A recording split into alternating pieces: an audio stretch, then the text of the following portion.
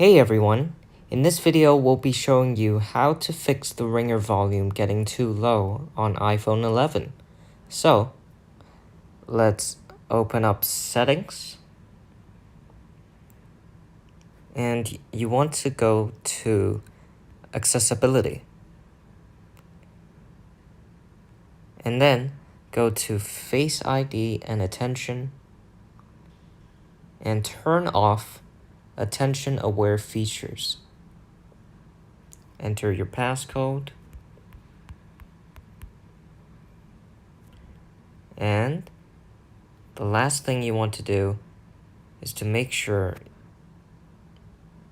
you have ringer and alerts turned up. And that's it.